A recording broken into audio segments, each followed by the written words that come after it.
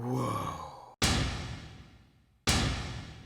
Hey everyone, welcome to the Season 1 catch-up review for Limitless. This review will cover episode 1 to episode 13.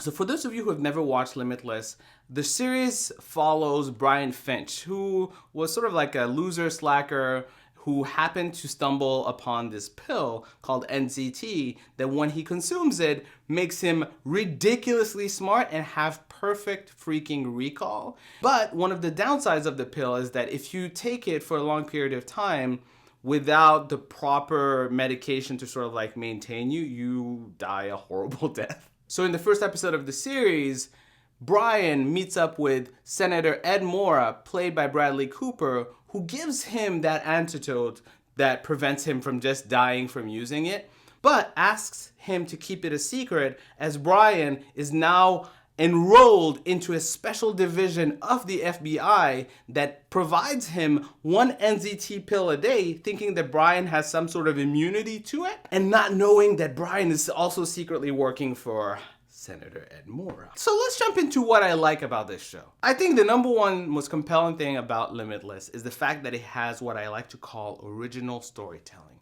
Every episode really feels like its own mini movie. The structure of the episode is very different. The pacing is different. The tone is different.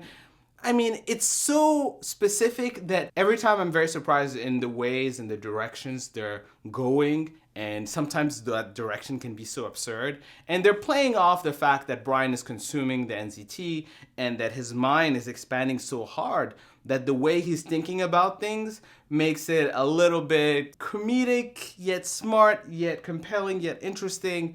And we feel like we're on NZT when we're watching it, which is kind of cool because, we're not on NZT when we're watching it. One of my favorite episodes was episode 7, Brian Finch's Black Op, where basically Brian is trying to have his own version of Ferris Bueller's Day Off, which doesn't quite work out the way he wants it to work out, but I like the fact that they use that premise to sort of like just make a seemingly horrible situation somewhat funny, and I just love that. I love how weird and how quirky and how absurd some of those episodes can be, and it's just a ray of sunshine and a breath of fresh air in a sea of sameness.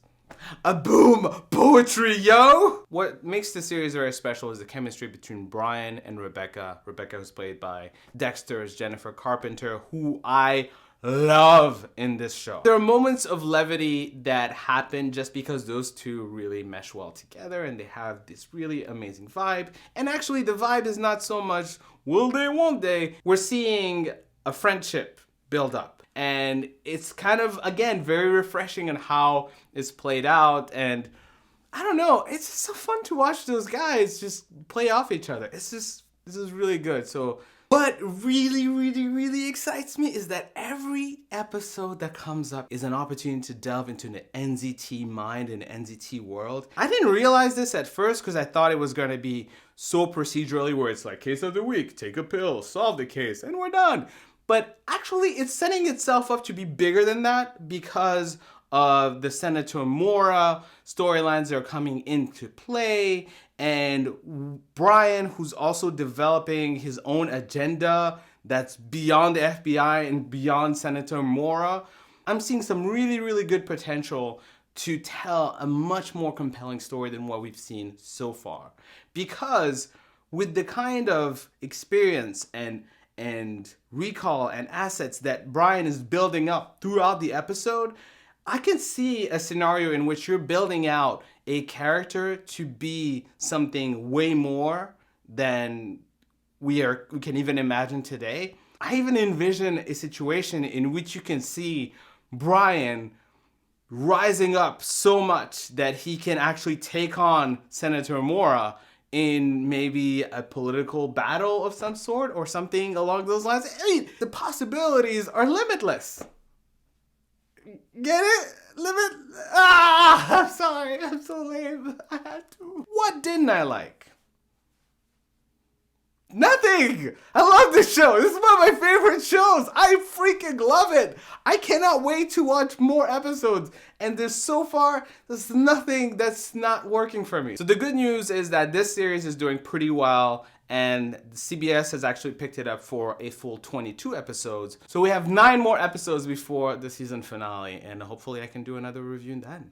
So Limitless, do you watch it? If so, what do you like about it? Comment below and let me know. If you like this video, make sure to hit that like button. If you're new, make sure to subscribe because we have more great content coming up. Thank you so much for watching, and until next time, bye. Whoa, I'm on NCT, I can recall everything.